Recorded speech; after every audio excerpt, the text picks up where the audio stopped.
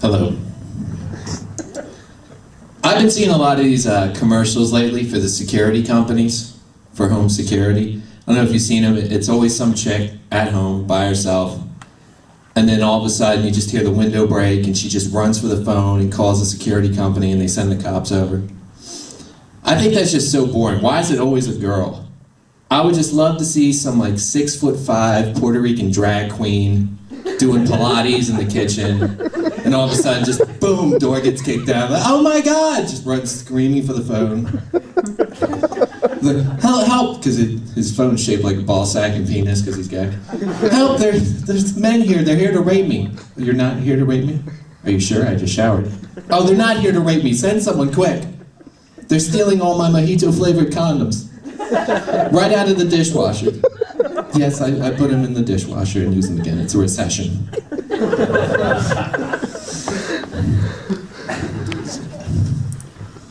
Here's a list of a few things not to say on a date. So how many drinks before you pass out?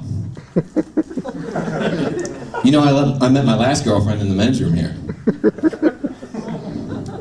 You sure you want to order that food? You might look like kind of a fatty.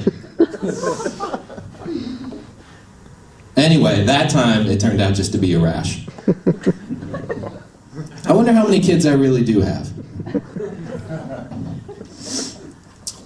I think one of the best things in the world is when someone breaks up with you and then you see them a few months later and they've gained weight. Nothing makes me happier than running into an ex-girlfriend 6 months later at a party and she's gotten fat.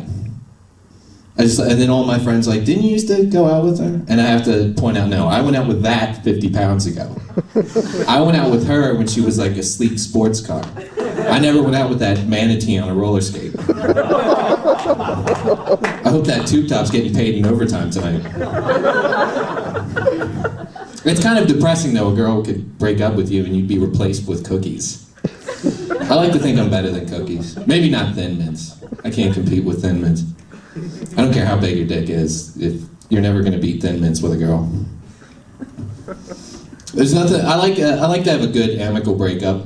There's nothing worse than a bad breakup, because then you got to go do damage control because she's out there talking trash on you, telling everyone that you have a small penis compared to your height, for example. Got to find an excuse to start whipping my dick out at parties. Hey, anyone tried the dip? That's actually a little zestier now. It tastes better. It's me, my penis with the golden touch. Pass by a friend who's trying to start his car. Don't worry about it. I'll just hit the engine block with my cock. Starts right up. Let's see. Roommate's toothbrush broken. Don't worry, I got this. Puts it. It's made of solid gold now. Oh, and it tastes like your dick. No need to thank me. I was on a date the other day with a girl, and we were on a couch watching a movie, and all of a sudden she farted. Now I consider myself a classy boyfriend, and as long as it's not loud, I'll take credit for it. But this thing was loud. It had pitches and tones. It started off as a soprano and ended as a baritone, and it was a little wet at the end too. And she looks at me and she's like, "What's up?" This is what's up. I'm going to enjoy the rest of this movie while I burn this couch. And while you're walking home, I highly suggest you burn that Nito burrito coupon you have in your purse. Happy 6-month anniversary. It's a bottle of Febreze. Please bring that with you every time you come here. I've been calling off work a lot lately. I find the more you care about a job, the more effort you put into calling off. Like, when you care about the job you call off, you make up a whole story like, look boss, I ate at this restaurant last night, I feel awful. I woke up today, I got ready to go to work, but I don't want to make everyone else sick. And when you don't care about a job, you'll put no effort whatsoever into calling off. It's like, hey, I'm not going to be in work. Why not? My period. That crimson devil snuck up on me again. The sound of me pouring water down the drain in the background. Gone. All right, boss, just giving you a call letting you know I'm definitely coming to work today. Oh no, I'm being attacked by a gay dinosaur. Roar, I'm on a rampage. I'll let you know how this ends. I gotta go. The next day at work, how'd that thing with the gay dinosaur turn out? He was just there to borrow Sex in the City. I only had season 2, he wanted season 3. I took care of it. I have a lot of guy friends. Surprisingly, I don't have many female friends. The one worst thing about a guy friend is that they will never let you forget about a bad hookup.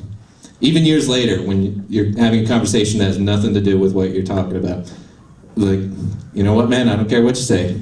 Phillies and the Yanks in the World Series, Phillies just don't have the pitching to stand up to it. Like, oh yeah? Remember that time you hooked up with that girl that had a colostomy bag in her purse? And while you were hooking up with her, literally she was like shitting in her purse. Remember that girl, shit purse? Like, all right, number 1, she was hot. Number 2, it was not a shit purse. It was a doctor-prescribed medical fecal and urinary disposal bag, which for convenience purposes, she just happened to keep in her purse. It was not a shit purse. Number 3, you're just mad because the bathroom was full and she emptied it out in your washing machine. That's not my fault. I'm not married to the girl. All right, and that's all I have. Thank you very much, everybody.